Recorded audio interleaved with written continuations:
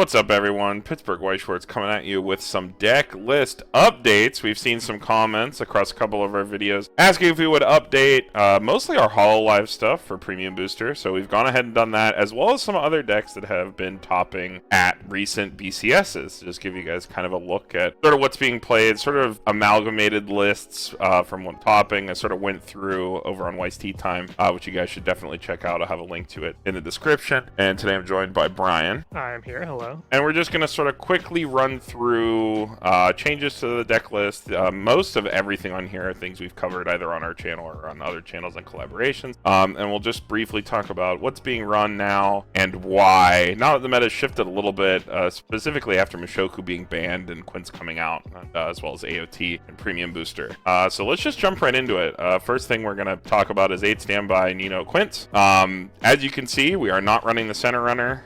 When Tyler and I did the deck tech on it, we were talking about how the center runner was like particularly well positioned for like the mirror and things like that. But as it turns out, the 1/1, the blue 1/1 that's unreversible, which you are now seeing at 4 copies, is just way too good into other 1k1 decks now that Mushoku is gone, because the 2/2 Nino bullies Mushoku enough that doesn't really matter. Yeah, with Mushoku gone now, quints is really the only standby deck in the meta, and having that 1/1 unreversible into literally every other matchup is really valuable. It never dies. Yeah, it just never goes away. Specifically against DanMachi, it makes it a kind of like a who eats damage first sort of game. Pretty degenerate, actually, when that happens. The first person that eats damage, they shouldn't, usually ends up winning, because Quints expects us to lose their Nino.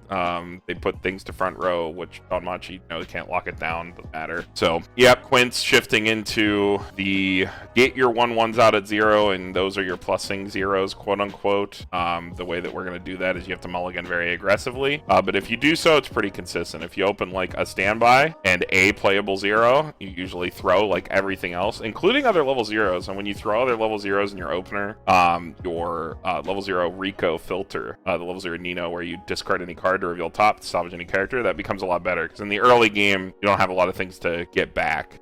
So the fact that you're throwing stuff away really doesn't matter too much to the specific deck, because you have the Rico, so you're able to leverage that pretty well. Again, we will link all the deck texts where these decks are covered in the description, as well as updated lists on Encore decks, so definitely give that a look. I think the only other difference here, obviously slanted towards blue, so we can hard play the 1/1s if need to, instead of having the yellow back up the memory kick, as well as putting in the Miku Icy Tail for some decompression. That's also really good off the Ichika change, that little plus, which is pretty cool. But yeah, pretty bog standard 8 standby Nino list. Not much else to talk about that hasn't already been said. No real major changes there. All right, moving on into the Hololive list with Premium Booster coming out, both Konotamari and Rushia, which are like the prevalent decks, as well as memory, sort of. A lot of things you're going to see is mostly like we have here, LaPlus as our primary, plussing 0, just because it is yellow, and this deck doesn't care about fielding blue. But obviously we can also play 5 of this profile now, meaning that we can open it more, as well as adding more yellow to the deck means that we don't need to run 4 of the Coco Brainstorm just to fix for yellow. So we can play 4 LaPlus, 1 Aqua, and then 3 Coco, just sort of buffing up our level 0 lineup just to ensure that we can open those cards. That 5th card adds quite a bit of conceit, actually. It's a pretty relevant threshold between 4 and 5. So just the fact that you're able to run more and in a more relevant color is going to come up. The other really important card for both of these lists that want to recur a climax combo is the Bales over here. So what the rat does is on play, pay 1, ditch 1, check up to top 3, add any card, and also on death do that same effect. So that's a 6-card dig into a possible climax, which obviously Konotamari and Rushia would love, so we are making space for that card as well. Any other thoughts on Konotamari? Pretty simple. The only other thing I want to touch on is when we did our deck tech on Konotamari, we were not playing the 1/0 Miko. No, we were not, actually. You're right. Yeah, and that card is pretty important to talk about, mostly due to the fact that it itself has Clock Encore. It allows you to accelerate yourself up to level 2 to hit your timing for your Konata combo, so it comes down whenever you want it to. And it also clocks from waiting room, so it lets you let you set your colors during the mid game too, which might be slightly less relevant now that you're playing Laplace. You have a slightly larger yellow splash. But when you could only play Aqua and you were running like 4 yellow cards, it was a little bit more impactful. Yeah, for sure. The play Brian's referencing is when you play a Miko over a Miko, provided you have a waiting room, you can infinitely clock yourself up to the next level, which on first deck should not be an issue, but lets you sort of Kanata on demand, which is really important. Moving on to Rushia, much of the same here. Again, we can run 5, but we want blue in this deck, so we slant towards Aqua, 1 Laplace, switch it around that way, as well as slotting in the Bay for the dig. I had to make a couple cuts here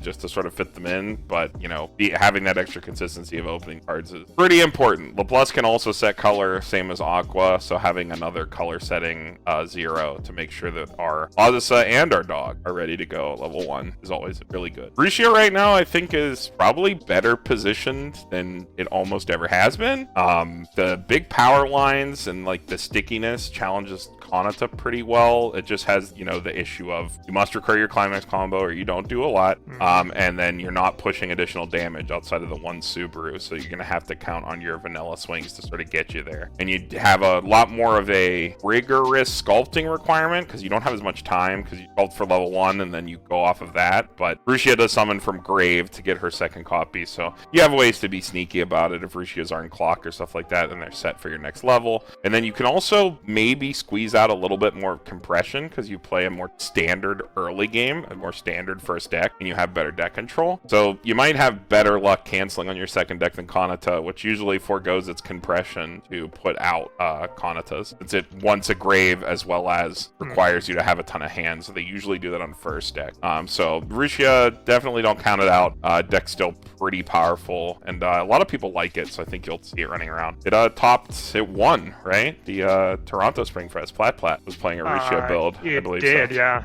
Yeah, so deck is definitely still good. Moving on, 12 event DanMachi. So the only thing here, and Andy was popping off. He wanted everybody to know that he was right. That being said, the card is being run for different reasons, so we are playing the 3/2 Eyes. What the Eyes is in the list for is because the Eyes has the ability to be hexproof if you have a copy of herself in level, but more importantly, the card is anti-backup and hits over the Kanata threshold. So it's just a way to beat down every single deck. It's just another beatdown card.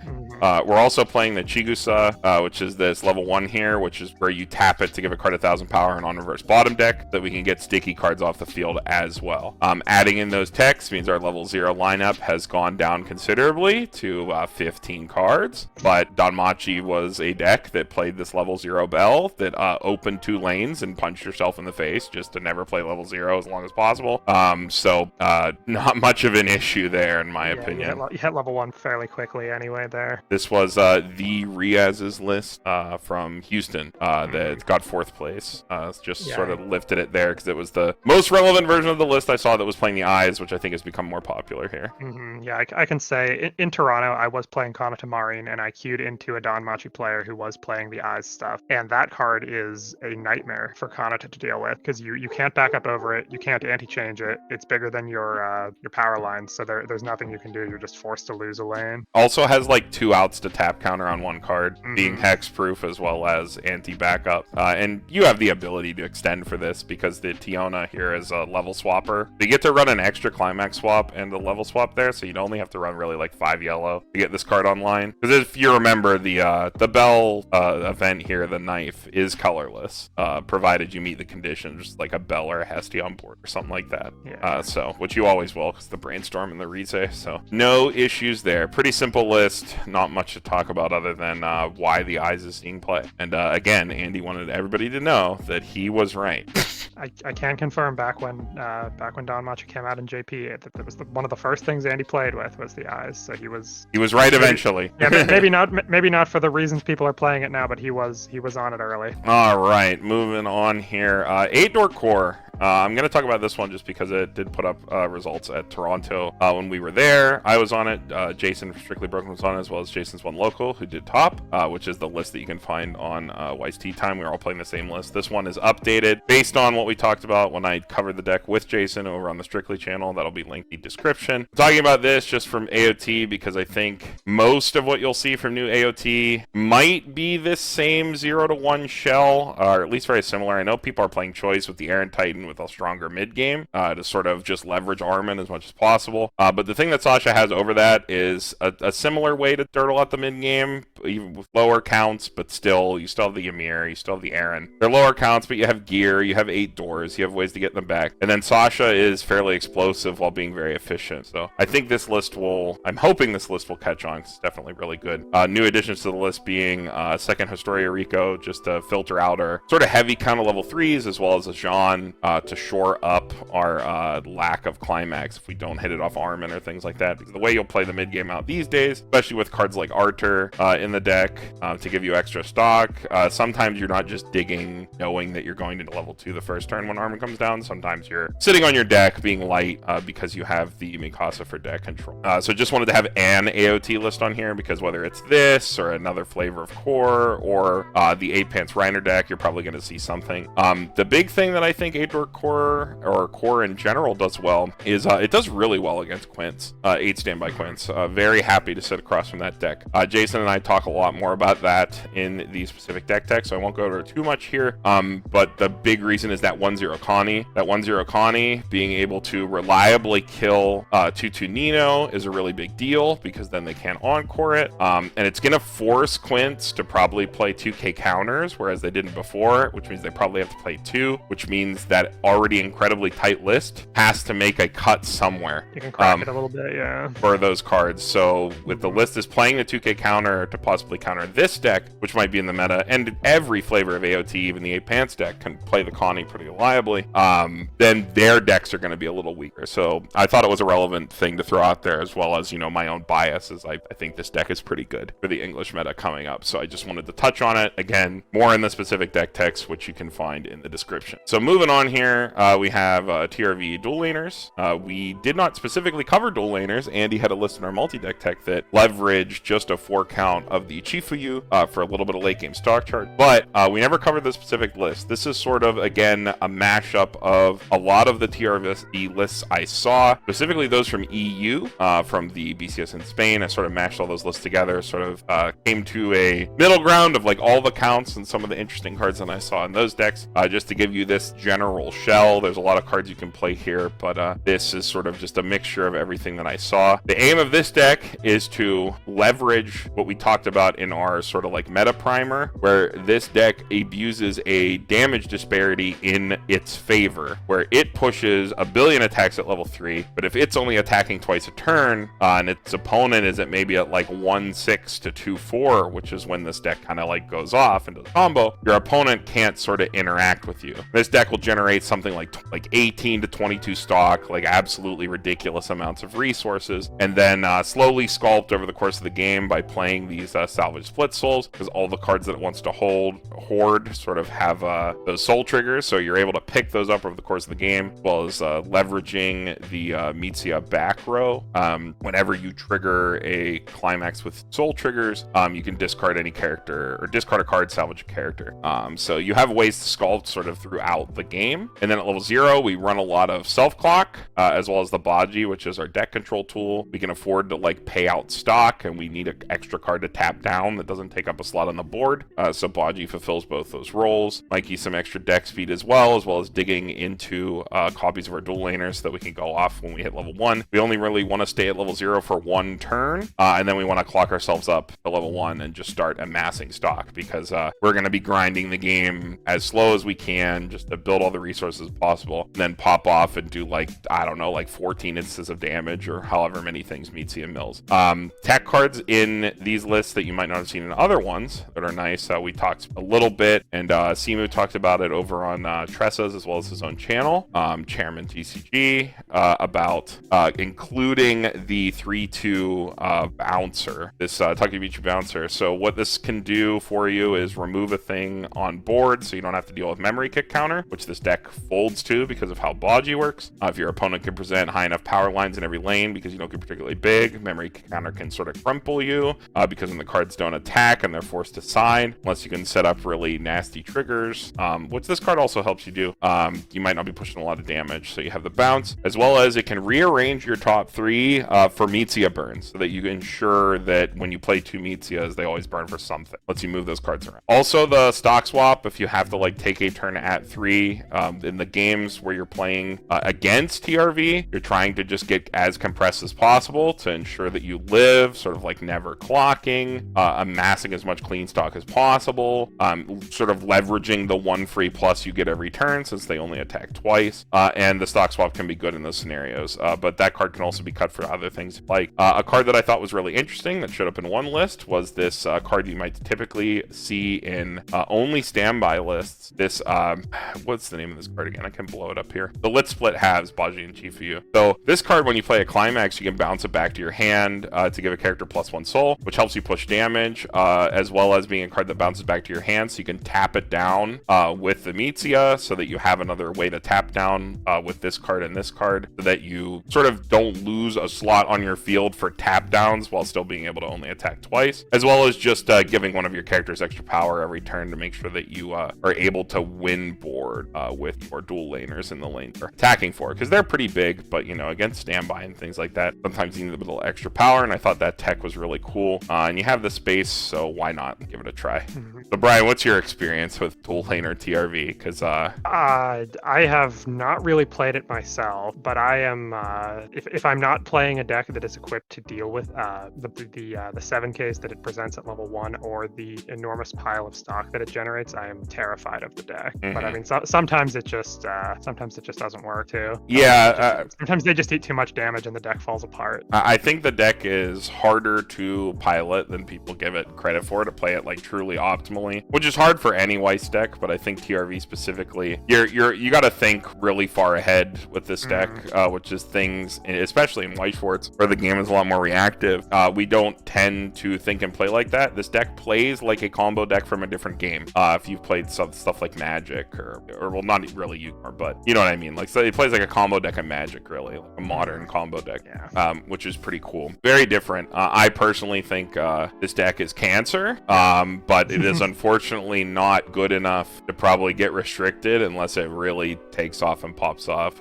We have sort of a lull in events here in NA, and it did put up results. It has consistently popped up here and there, and I've seen it around at regionals, but this deck is probably going to be around for a while, and there's not really much that happens that stops it. The only thing that really de-incentivizes the deck is stock swaps that happen before level 3 and Kanata Marine. So while Kanata Marine is popular, this deck will be unpopular. If Kanata Marine sees a restriction in the future and this deck is not hit, you'll see this deck go crazy for a bit unless Kaguya catches on or something like that, or we get volume 3 of Slime and they have level 0 stock swap and things like that. But this deck does have answers. There are things you can do to hedge your bets against it as well as possible, but the deck is it's fairly toxic to sit across from. You're never happy to sit down against TRV. Agreed, because if things go their way even a little bit, it's a nightmare. Yeah, and there's not much you can do, like quite literally, aside from try to present memory kick counter and force sides. But modern versions of the list, more recent versions, do have outs to that, so just something to keep in mind.